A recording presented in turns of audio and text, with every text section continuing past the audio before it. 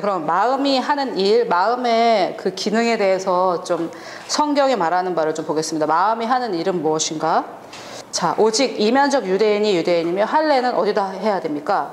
마음에 할지니 영에 있고 율법의 조문에 있지 아니한 것이라. 그 칭찬이 사람에서가 아니요 다만 하나님에게서니라.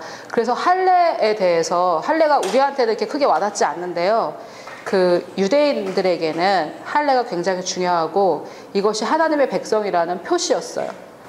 지금으로 친다면 이 사람이 그리스도인이냐 아니냐, 그것을 구분하는 것처럼 할례가 굉장히 중요했죠. 근데 이제 이 유대인이었던 바울이 엄청난 그 폭탄 발언을 하는 건데, 이 할례를 몸에 하는 것이 아니라 마음에 한다 이 말이죠. 그래서 마음에다가 할례를 함으로써 내가 하나님을 믿는 사람이다 아니다가 결정이 되는 거죠. 그러니까 마음의 수준으로 가야 된다, 육신의 수준이 아니라. 그래서 우리가 마음에 할례를 한다라고 했을 때 여러 가지로 번역이 될 수 있겠지만, 내 마음, 제가 생각할 때는 마음의 레벨로 내려가서 하나님과 교제를 하고 진리 거짓을 마음의 레벨에서 결정하는 것이라고 생각을 해요. 마음의 할례를 해야 된다고 했을 때.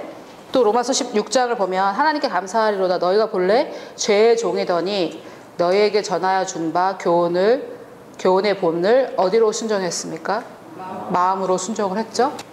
우리가 하나님께 순종할 때 하나님께서 우리에게 원하시는 것은 마음으로 하는 걸 원하시는 거예요. 생각으로 하는 거, 행동으로 하는 게 아니라 마음이 있는 행동을 원하시는 거죠. 그래서 우리가 결정을 마음에 하고 순종을 해도 마음에 하죠. 그 로마서 2장 29절이 좀 제가 생각하기에 굉장히 중요한 구절인데요, 이 마음이 동반되지 않는 그런 행동들 있잖아요. 마음이 동반되지 않은 이런 행동들이 그 사실은 하나님 앞에 별 의미가 없는 것 같아요. 그래서 계속해서 그 바울이 순종을 해도 마음으로 하는 거고 행동으로 하는 게 아니죠. 그 어떤 목사님이 옛날에 미국에서 이제 어떤 애가 설교 시간에 일어나가지고 막 이렇게 놀았던 거예요. 막 그래가지고 앉으라고 이렇게 했대요. 그랬더니 이 애가 앉으면서 뭐라 그랬냐면, 내 겉은 앉았지만 속은 아직도 서 있습니다 이랬대요. 그래서 뭐 겉으로 우리가 하는 행동들 있잖아요. 그 하나님이 그 엘리압을 보고 하나님은 마음을 보신다고 하셨을 때 그것을 영혼 몸으로 생각할 것은 아니고요, 하나님이 걔가 그러고 겉은 거기 앉아있는 그것이 순종이 아니라는 거죠. 마음으로 하는 순종이 하나님이 보시는 순종이고, 그리고 마음으로 자기가 마음을 움직여서 해야 되는 거고요. 제가 볼 때 이제 모든 문제는 우리가 마음이 없는 사람을 조정하려고 하고 할 때 일어나는 거고요. 그 사람이 마음이 없는데, 예를 들어서 오고 싶지 않아요, 여기에. 마음이 없는데 엄마가 억지로 끌고 왔잖아요. 그러면 그렇게 하기 위해서 우리가 뭘 해야 되냐면, 오면 뭐 줄게 이런 거 있잖아요. 그런 거를 이제 뭐라 그러죠? 그런 것을 미끼라고 하잖아요. 미끼를 주면서 이런 걸 다 조정이라고 하거든요. 그래 해봐야. 그 옛날에 우리 할머니들은 뭐라 그러냐면, 그래도 와서 앉아있으면 다 듣는다 이래요. 안 들어요. 그냥 앉아만, 애가 와서, 교회 와서, 애기가 와서 자도 다 은혜가 된대요. 그게 어떻게 은혜가 돼요? 애가 이해도 안 되고. 그렇지 않거든요. 그래서 마음으로 사람이 이제 마음이 동해서 하는 거죠. 그리고 10장에 보면 우리가 구원을 받을 때, 그 영접 기도할 때 이걸 많이 인용하는데, 사람이 마음으로 믿어서 의에 이르고 입으로 시인하여서 구원에 이르느니라 해서, 우리가 믿을 때 사용하는 우리의 기관은 이제 마음인 거죠. 저는 개인적으로, 제가 아직 이것을 증명할 길은 없는데, 개인적으로 우리의 마음 있죠. 혼의 마음은 우리 심장에 있는 것 같아요. 영어로는 둘 다 하트인데요. 여러분, 우리의 영이 어디에 있습니까? 우리 몸 안에 있어요? 몸 밖에 있어요? 몸 안에 있어요. 우리가 성전이잖아요. 우리 성령님이 거하시는 성전. 그러면 우리 영이 우리 몸 안에 있으면 우리 혼은 또 어디 있겠어요? 우리 몸 안에 어딘가 있어요. 저는 개인적으로 우리 마음은 우리 심장이랑 굉장히 밀접하게 연결되어 있을 것 같아요. 그리고 우리 심장을 연구하시는 분들이, 심장과 두뇌를 연구하는 사람들이 심장을 제2의 두뇌라고 부르고, 우리 머리에 있는 세포가 뉴런이라는 세포가 있는데요. 심장에서 뉴런이 발견이 되고 있어요. 그리고 기억은 머리의 뉴런에 기록되지 않고 심장의 뉴런에 기록이 돼요. 그리고 얼마나 신기하냐면 우리 심장이 한 번 뛸 때마다 피를 공급하잖아요. 그 한 번 뛸 때마다 피를 공급할 때 심장이 하는 일이 뭐냐면 우리 모든 세포에 정보를 전달해요. 뭘 전달해요? 이 심장이 자기가 믿고 있는 바를 전달하는 거잖아요. 그래서 저는 이 마음, 혼적인 하트하고 육적인 하트가 같다고 저는 생각이 들어요. 그런 연구들을 볼 때. 그래서 여러분, 이게 심장이 한 번 뛸 때마다 우리 이 심장이 우리 온몸의 세포에 정보를 전달해요. 내가 믿는 바를. 너는 건강해. 아, 너는 약해. 이걸 전달해요. 내가 믿는 바를. 매번 뛸 때마다. 너무 놀랍죠? 그리고 셀룰러 메모리라는 것이 요새 발견이 됐는데요. 기억이 우리 몸의 세포에 기록이 돼요. 우리 몸의 각 세포에. 그래서 장기 이식을 한 사람들이 어떤 일이 일어나냐면은 심장, 특히 심장을 이식받은 사람들이 여러분, 이식을 받았다고 했을 때 그 사람이 죽었기 때문에, 갑자기 돌연사했기 때문에 이식을 받았잖아요. 그래서 그 상태가 좋지가 않잖아요. 그래서 예를 들어서 이건 실제 있었던 일인데요. 심장을 연구하는 사람이 발표한 건데, 어떤 여자애가 뺑소니를 당해서 죽어가지고요. 트렁크에 이 여자의 시신을 싣고, 과정은 잘 모르겠어요. 시신을 싣고 다녔던 아이의 심장을 이식받은 그 어린 아이가 그 장면을 계속 보는 거예요. 자기가 그게 계속 생각이 나는 거예요. 그 번호판도 보이고, 자기는 그런 일을 경험하지 않았는데 심장을 이식받았기 때문에. 왜? 기억이 어디 기록된 거예요? 심장에 기록이 되어 있는 거예요. 그래서 그 사람을 잡았어요. 그 범인을. 번호판이 보이고 이래가지고. 그래서 장기 이식을 통해서 그런 것들이 발견이 되고요. 제가 아는 분은 간을 이식을 받았는데 이 사람이 식성이 바뀐 거예요. 좋아하는 음식이. 전에 이분이 좋아했던 그 음식. 그러니까 기억이 기록이 되는 거예요. 우리의 몸에. 그러니까 아까 제가 다시 돌아가서 다이어트를 하려고 하는데 브로콜리와 닭가슴살을 고구마랑 먹어야 된다. 그래서 며칠 먹는다고 마음이 변하지 않았는데 그 사람이 브로콜리 닭가슴살을 계속 먹을 수 있겠어요? 지가 원래 좋아하는 것만 먹을 수 있겠죠. 마음이 변하지 않고는 안 된단 말이에요. 그렇게 해서 마음이 없는 사람을 우리가 미끼를 줘서 조종을 하는 것은 어느 정도는 되지만 풀어놓으면 다시 돌아간다고요. 여러분, 성경에 이런 말이 있는데 가진 자는 더 갖게 되고 없는 자는 더 빼앗기게 된다고 그랬잖아요. 그걸 읽을 때 아니, 하나님이 어떻게 그렇게 불공평하실 수 있을까? 우리가 이렇게 생각하는데 마태복음 13장 12절인데요. 마가복음 4장 25절에도 있고 누가복음 8장 18절에도 있고, 여기 보면 있는 자에게 내가 더 주고 없는 자 건 내가 빼앗으리라는 말씀이 없어요. 있는 자는 더 얻고 없는 자는 더 빼앗긴다고 있어요. 주님은 여기에 개입되어 있지가 않아요. 근데 우리 마음이 그렇기 때문에, 마음에 예정론이 있고 하나님의 주권 이런 게 마음에 기록됐기 때문에 그걸로 성경을 보니까 다 그렇게 해석하는 거예요. 여러분, 문자로 받아서 오해하고 이런 거 많죠? 그러니까 우리가 그 오해한 마음으로 이 글을 보는데 얼마나 오해를 많이 해요. 그래서 다르게 이해한 게 뭐예요? 교단이지. 서로 다 다르게 이 글을 다르게 이해하고 한 게 교단 아니에요? 그래서 무릇 있는 자는 받아 넉넉하게 되되 없는 자는 그 있는 것도 빼앗긴대요. 이게 무슨 말인지 아세요, 여러분? 여러분이 지금 행복하시면요, 더 행복해지실 거예요. 지금 불행하시면요, 더 불행해지실 거예요.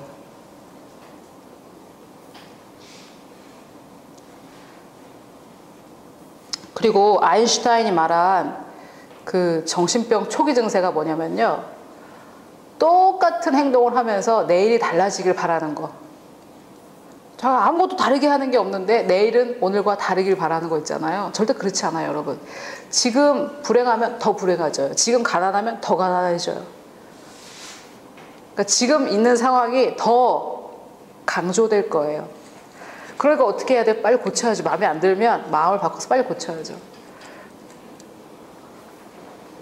점점 좋아지지 않아요. 좋으면 더 좋아져요. 나쁘면 더 나빠져요.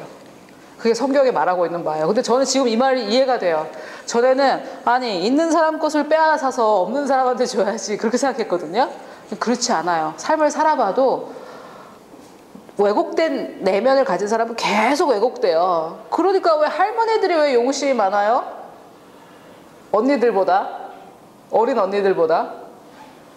어린 언니들은 아직 모르는 거예요. 불행하든 행복하든 비슷해요. 20세 이하는. 근데 그게 계속 어떻게 되는 거예요? 계속 진해지는 거예요. 계속 강해지는 거예요. 그러니까 용심은 누가 있어요? 할머니들이 갖고 계신 거예요.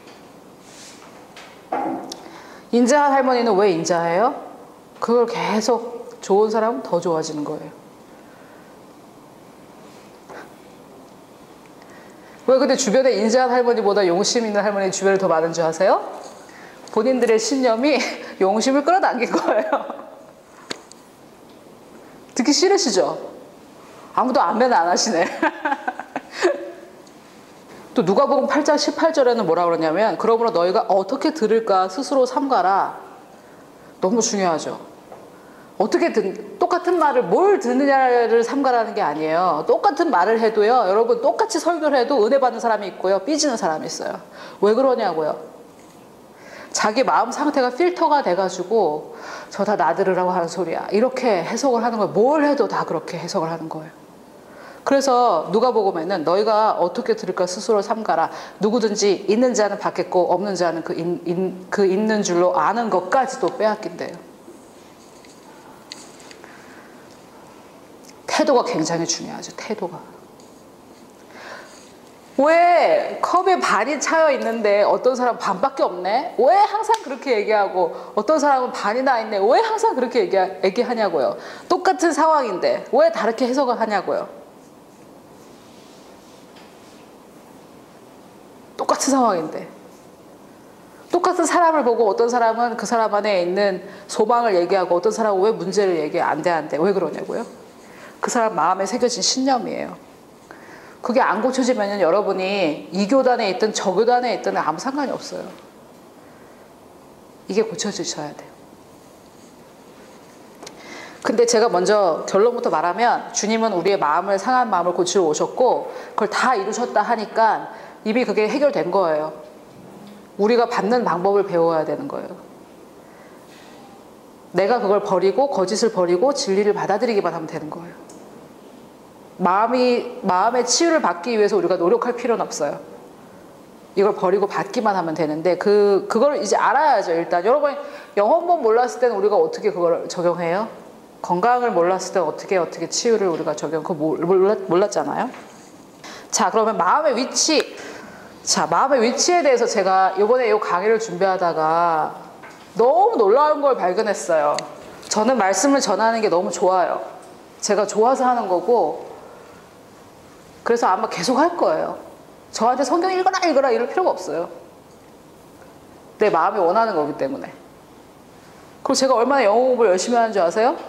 쟤한테 영어해라 이러면 안 돼요. 지가 하고 싶은 걸. 저는요 사실은 교육을 믿지 않아요. 학교 교육을.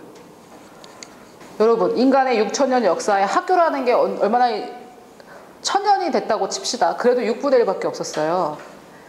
틀에 가둬놓고 첫째 시간 산수, 둘째 시간 뭐 국어 이래가지고 걔한테 막 주입하는 거 있잖아요. 그래서 이게 얼마나 역사할지 잘 모르겠어요.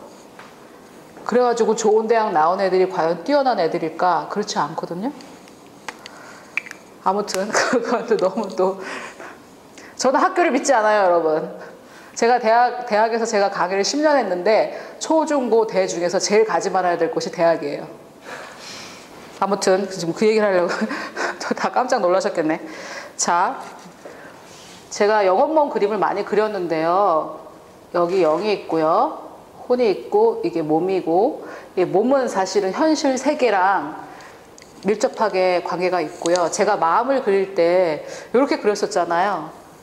이게 앤드루 목사님의 이해예요. 마음이. 이 영에 속한 마음이 있고 혼에 속한 마음은 마인드다고 이렇게 생각하시고, 제가 지금 열심히 공부하는 이분도 짐 리처즈라는 분인데 그분도 이렇게 이해를 하고 계신데, 제가 이 구절 갈라디아서 4장 6절 보니까 이게 아니더라고요.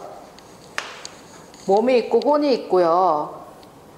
혼에 어딘가 이제 마음이 있거든요. 마음이 있거든요.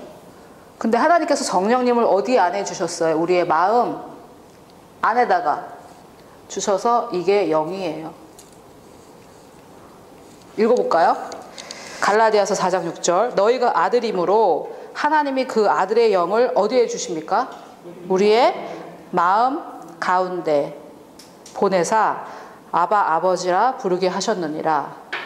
그래서 이 그림을 이 구절에 근거해서, 근데 이게 이 그림이요, 사람을 이렇게 나눌 수가 없기 때문에 정확하게 항상 이거다 이렇게 말할 수는 없어요. 그런데 이 구절에 따라서 볼 때 이게 좀 이해가 더 쉬운 것 같아요.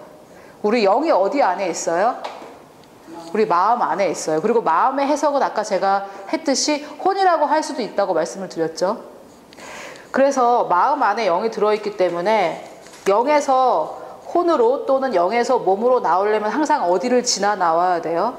마음을 지나서 나와야 돼요. 마음이 굉장히 중요하죠. 마음이 우리 영을 담고 있어요. 그래서 이 마음 안에 들어있는, 영 안에 하나님 말씀이 들어있는데, 진리가 들어있는데, 이 진리로 마음을 다 섭렵할 수도 있어요.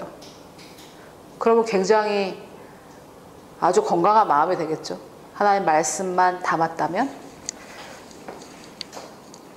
제가 마음을 지키는 방법은 오늘은 못할 것 같고요. 우리 잠언 4장 23절이 오늘 요절이었는데, 잠언 4장에 20절부터 한번 읽어볼게요. 잠언 4장 20절부터. 내 아들아, 내 말에 주의하며 귀를 기울이라는 말이에요. 내 말에 주의하며 내가 말하는 것에 내 귀를 기울이라. 그것을 내 눈에서 떠나게 하지 말며 어디에 지키랍니까? 내 마음속에 지키라. 그러면 이 말씀을 얻는 자에게는 생명이 되며 그의, 그냥 육체예요? 온 육체예요? 온 육체에 말씀이 어떻게 된대요? 건강이 된대요. 말씀이 건강하게 된대요. 그 사실은 이제 이 말씀을 진짜 믿으면은, 이 말씀을, 우리가 건강을 위해서 하는 일들이 있잖아요. 삼시세끼를 꼬박꼬박 먹는다든지 비타민을 챙겨 먹는다든지 그런 일을 하잖아요. 그런 게 한 어느 정도 효과가 있겠죠. 한 20% 정도. 근데 진짜는 어디에서 결정이 돼요? 우리 마음에 얼마나 말씀을 많이 담고 있고 그 말씀에 얼마나 내가 집중하고 귀를 기울이냐에 따라서 건강하게 다 결정이 된다는 거예요. 근데 저는 여러분이 이거를 마음으로 믿으셨으면 좋겠어요. 지금 일주일에 한 번 스쿨에 오셔가지고 2시간 들었어요. 그래서 생각이에요. 지금 여러분 마음의 레벨까지 얼마나 내려가는지 모르겠어요. 그러면 내 마음이, 우리가 이제 그 진행이 되면서 더 하겠지만, 내 마음이 그렇게 나를 보고 있지 않으면은 신앙의 성장도 하다가 말아요. 혹시 고무줄 있어요? 제가 고무줄 가지고 있는 사람. 네. 이 생명의 근원이 마음의 한계를 정한다는 걸 제가 보여드릴게요. 이게 마음이에요. 그래서 내가 신앙생활 좀 열심히 해봐야지. 마음은 변하지 않고 하잖아요. 여기까지 가요. 그러다가 자기 의지가 줄어들면 어떻게 해요? 다시 돌아와요. 뭐든지. 그런 분 계시면 안 되는데 그런 분 계시죠. 모든 영역에 인간관계, 재정 다. 저 사람하고 어떻게 이번에 한번 잘 해봐야지 했는데, 우리 가운데 그런 분은 계신지 모르겠지만, 이 남자 사귀었다가 헤어지고, 이 남자 사귀었다가 헤어지고, 이 남자 사귀었다가 헤어지고, 그러면서 다 뭐라 하는 줄 알아요? 만나보니 다 그놈이 그놈이래요. 만나보니 다 그놈이 아니라 자기 신념이 끌어내긴 놈들이 다 똑같은 놈들이었던 거예요. 이게 안 변하고 고무줄이 이게 바뀌어야 되는데 이건 안 변하고 얘가 정해주는 경계가 있는 거예요. 여기까지밖에 안 가는 거예요. 얘가 정하는 거예요. 얘가. 신앙생활도 마찬가지. 자, 여러분 제가 여기에서 조금 더 하고 싶은 부분이 있는데요. 이 우리의 상한 마음을 어떻게 고칠 것이냐 하는 것인데 우리의 생각, 로마서 12장에 보면은 마음이라고 번역되어 있지만 영어로는 마인드고요. 이 우리의 생각을 새롭게 하는 것은 우리의 일입니다. 그래서 우리가 우리의 생각을 새롭게 함으로 변화를 받으라고 하고 있습니다. 변화는 수동적으로 받는 것이지만 언제 그 변화를 받느냐? 내가 내 생각을 새롭게 할 때 변화를 받습니다. 그런데 우리의 마음, 우리의 하트는 언제 고침을 받는가? 이것은 우리가 스스로 고치는 것이 아니라 예수 그리스도께서 마음이 상한 자를 고치러 오셨기 때문에 우리의 마음은 우리가 고치는 것이 아니라 예수님께서 고쳐주시는 것입니다. 그런데 그렇다면 예수님께서 우리의 마음을 고쳐주시기 위해 우리가 할 일은 없는가? 그렇지 않습니다. 항상 하나님께서 하시는 일인 은혜, 그리고 그 은혜에 대한 우리의 긍정적인 반응인 믿음, 이 두 가지가 항상 균형 있게 역사하는 것이기 때문에 우리의 마음을 예수님께서 고쳐주시지만 그것에 대해서 우리가 해야 할 일은 반드시 있습니다. 즉, 내가 생각을 새롭게 할 때 변화를 수동태로 받는 것처럼, 그래서 내가 할 일은 생각을 새롭게 하는 것이고 하나님께서 하시는 일은 나를 변화시켜 주시는 것처럼 우리의 마음에 있어서도 우리가 해야 할 일이 있습니다. 자, 그것에 대해서 아주 구체적인 예가 하나 있는데요. 솔로몬의 아들인 르호보암이라는 왕이 있습니다. 이 르호보암은 악한 왕으로 기록되고 르호보암 때 많이 나라에 어려움이 오는데요. 이 역대하 12장 14절에 보면 르호보암이 악을 행했다 이렇게 말하고 있습니다. 그런데 르호보암이 악을 행한 이유가 바로 뒤에 설명이 되는데요. 이는 그가 여호와를 구하는 마음을 굳게 하지 아니함이었다라고 말하고 있습니다. 여기에서 여호와를 구한다라고 번역된 것은 하나님을 추구하고 하나님을 찾고 하나님의 뜻대로 하기를 원하고 하는 것들이죠. 즉 우리가 하는 신앙생활입니다. 그런데 그가 여호와를 찾고 여호와를 추구하고 여호와를 구하고 하기 위해 마음을 굳게 하지 아니하였다라고 번역된 이 부분은 영어로는 prepare이고요. 또 킹제임스 흠정역에는 그가 그의 마음을 예비하지 않았다라고 이렇게 번역이 되어 있습니다. 그런데 방금 제가 우리의 마음을 치유하는 것은 우리의 일이 아니다라고 말씀드린 것처럼 우리의 마음을 이렇게 준비하고 예비하는 것도 우리의 일이 아니고 하나님의 일이십니다. 자, 그러면 이제 도대체 우리는 어떻게 해야 되는가? 시편 17편을 보겠습니다. 시편 17절. 여호와여, 주는 겸손한 자의 소원을 들으셨사오니 그들의 마음을 준비하시며 귀를 기울여 들으시고. 자, 여기에 보니까 우리의 마음을 준비하시는 분은 바로 우리 자신이 아니라 여호와라고 나와 있습니다. 예수께서 우리의 마음을 고치시는 것처럼 우리가 악을 행하지 않기 위해서는 우리의 마음을 준비해야 되는데 이것조차 여호와께서 하시는 것이다. 자, 그러면은 모든 것이 하나님의 주권이고 우리가 할 일은 없는가? 그렇지 않습니다. 시편 10편 17절을 보니까 앞부분에 주는 겸손한 자의 소원을 들으시고 그들의 마음을 준비해 주신다 이렇게 말씀하고 있는데요. 내가 나의 마음을 하나님께 드리지 않는다면 하나님은 우리의 마음을 준비하실 수가 없습니다. 여기에서 우리가 하나님의 그 주권을 잘못 배워왔기 때문에 하나님께서 원치도 않는 사람의 마음을 막 바꿔놓으시는 그런 인상을 우리가 가졌지만 여기 보니 여호와는 겸손한 자의 마음을 준비하신다 이렇게 나와 있습니다.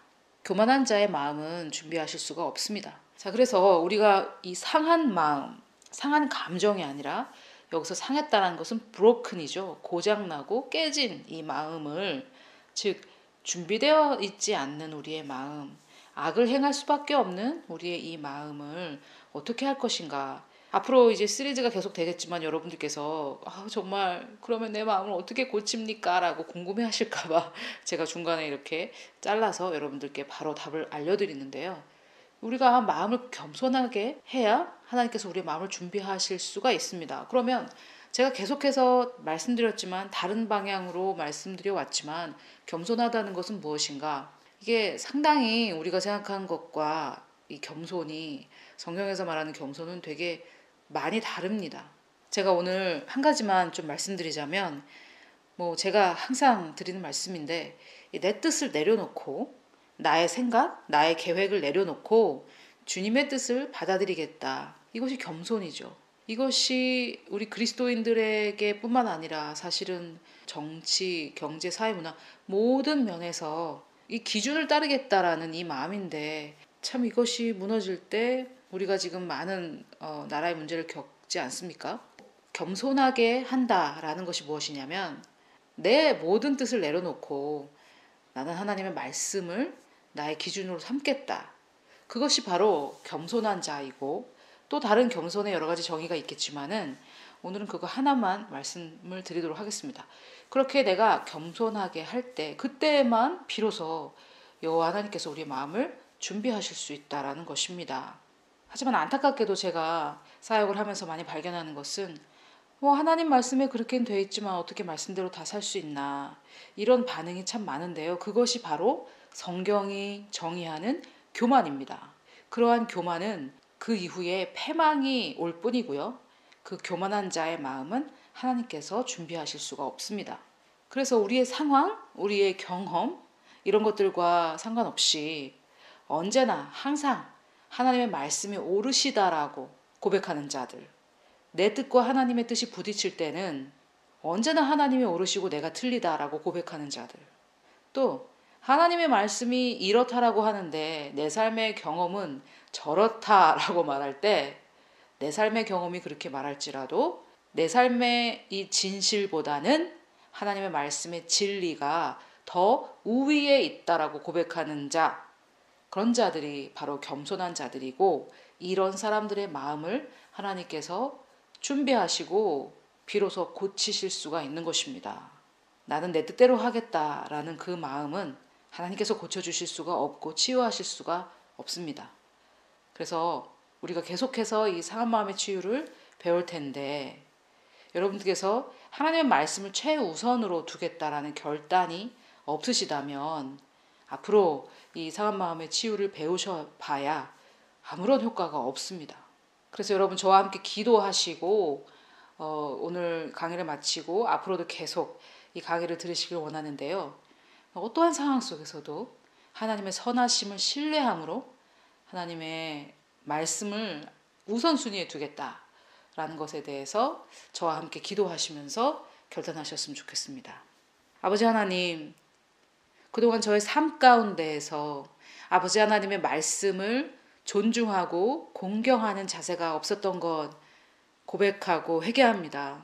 하나님 아버지, 제가 아버지의 사랑과 선하심을 신뢰하지 못해서 나의 경험과 나의 상황을 아버지의 말씀과 뜻보다 더 높였던 것을 고백합니다. 아버지, 저는 아버지의 사랑을 더욱더 경험하고 더욱더 알기를 원합니다. 그렇게 하기 위해 저의 마음을 고침받고 치유받기를 원하는데 제가 저의 마음을 주님께 내어드려야 주께서 저를 치유하실 줄 압니다. 아버지 하나님, 그래서 저의 마음을 주님께 드리오니 주님 이 마음을 치유하시고 제가 아버지의 말씀을 더 우위에 놓고 그 말씀의 우선순위를 인정하고 존중할 수 있도록 성령 하나님 저를 도와주시옵소서. 당신은 저를 사랑하시고 저의 마음을 고치기 위해 오신 분이라는 것을 알기에 제가 두려움 없이 저의 마음을 온전히 주님께 내어드립니다. 말씀이 가장 우선순위에 있는 그런 자로 저를 성장할 수 있도록 도와주시고 또 매일의 삶 가운데 그렇게 한다는 것이 어떤 것인지 저를 인도하실 때 주님께 순종할 수 있도록 저의 분별력을 더해 주시기를 원하며 이 모든 말씀, 마음이 상한 자를 고치러 오신 우리 주 예수 그리스도의 이름으로 기도드렸습니다. 아멘.